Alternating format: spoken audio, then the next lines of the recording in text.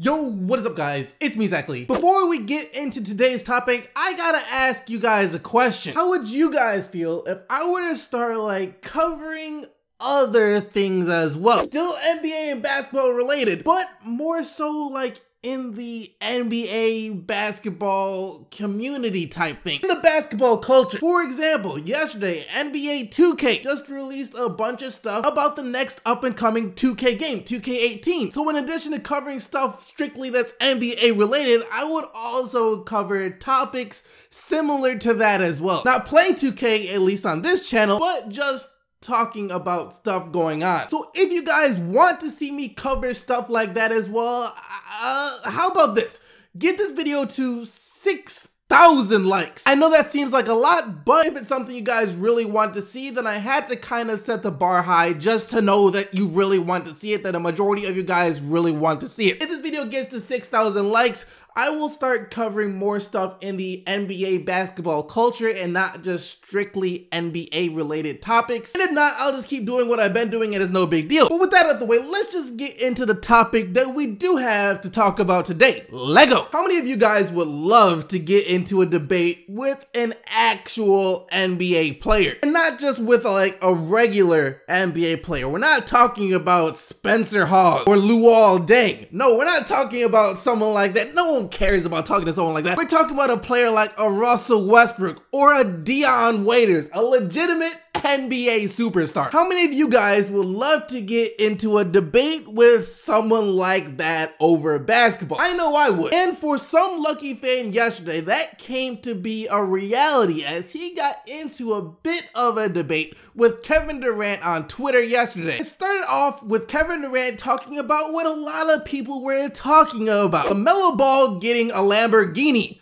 for his 16th birthday. His first car is a Lamborghini. A lot of people were talking about that, Kevin Durant, one of them. Real quick, I just want to say this. A lot of people are upset that LaMelo Ball got a Lamborghini for his 16th birthday and his first car. Why on earth would a 16-year-old need a Lamborghini? No kid should have a Lamborghini for his first car. That's what a lot of people are thinking. And while I would never, ever, not in this lifetime, buy my kid a Lambo for their first car or any car, I don't care that LaMelo Ball got a Lamborghini for his first car. Why would I care about how someone else spends their money? It doesn't affect me at all. And to everyone that's really upset about this, if you're truly, genuinely upset that a kid got a Lamborghini for his first car, then you're probably just jealous. Anyways, back on topic here. KD released a tweet saying, "Young Melo with the Lambo, stop playing with Shorty. He really out here." And even though it had nothing to do with that tweet KD released whatsoever, a fan used this as a chance to sort of call out Kevin Durant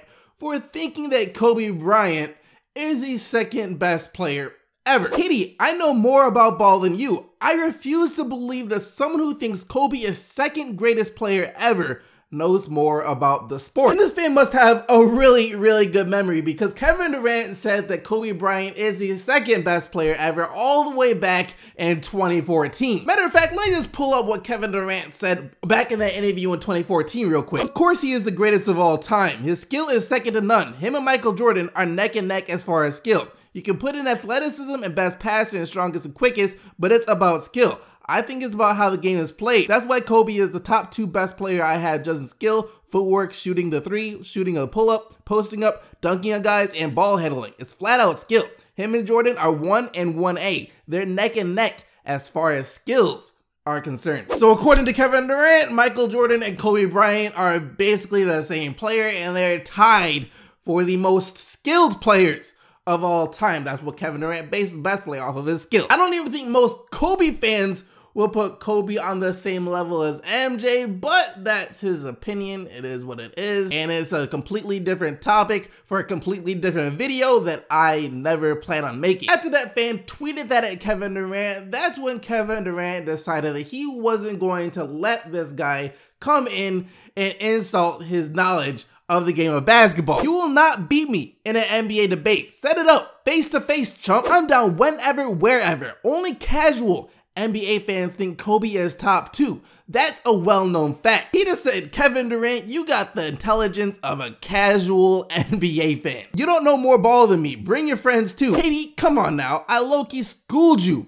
in our last debate too. Let me see your top 5 players all time. That will end this conversation. Dang, this guy ain't holding back no shot. So this isn't the first time these two guys have gotten into a debate. The first time it was because Kevin Durant was saying that teams don't double team Stephen Curry. Curry doesn't get double teamed. And this guy responded by saying, you're right, he doesn't get double teamed.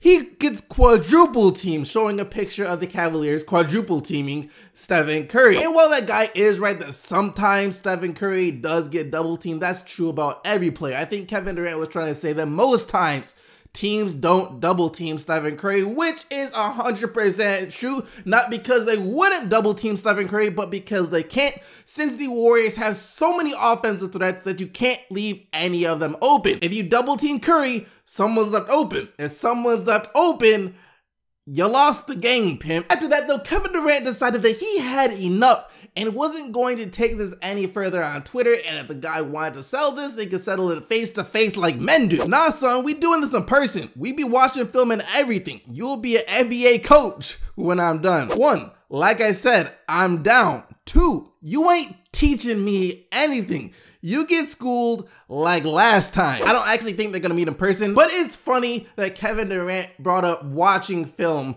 when doing NBA debates, because that's something most people don't do. We just go off the top of the head. We don't go off what we see. We just go off what we saw. And this is why, to me at least, when an NBA player says that this player might be better than that player, it does have a little more credibility to it than when I would say this player is better than that player. Why? Because I watch the games, I know a decent amount about basketball and about players, but the NBA players freaking study the game. They are students of the game. Every day they're watching film, whether it be on a player or a team. If they're watching a player, they might be trying to incorporate some of that player's moves into their game, so they're watching them, trying to see the little things they do. When they're watching a team, they're trying to find a better way to game plan for that team or just a certain player on that team. And when you're doing that, and not to mention, of course, they're the ones playing in the games against these players, I feel like you have to have, or should have, a better understanding than most of us fans do. Since you're able to see all of the little things that certain players and teams do up close and personal that us fans probably miss. It's kind of like, who knows more about a product?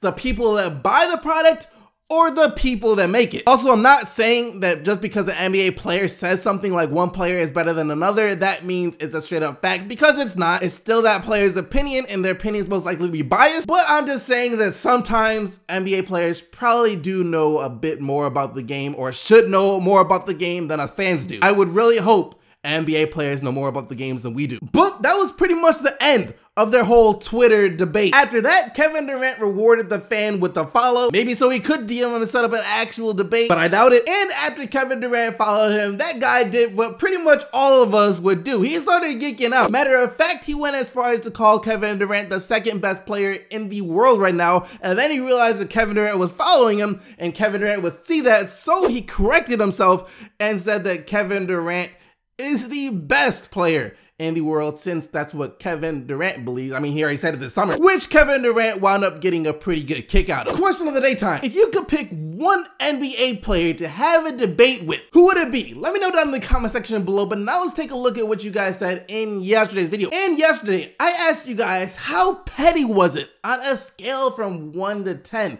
for the Cleveland Cavaliers to make all this fuss about Isaiah Thomas being injured and asking for more from the Boston Celtics, only to wind up with an extra 2020 second round pick? And here's what you said. Watch this pick be a future MVP. Question of the day, 9. Why didn't give it a 10 is because that second round pick might be a steal, but most likely it's going to be a player that will be out of the league soon after he's drafted. That's not pathetic. That's smart. It might seem like this was beneficial for the Cleveland Cavaliers since they got more out of the Boston Celtics than they originally got, but it's actually not that beneficial at all. When doing business, one of the best things, one of the most important things about being a businessman is reputations and your image. You don't want to burn any bridges, and you don't want to taint or stain your image. this trade might have just done that for the Cleveland Cavaliers. After this, the Boston Celtics and maybe some other NBA teams will be less likely to do business with the Cavs in the future because they'll remember back to this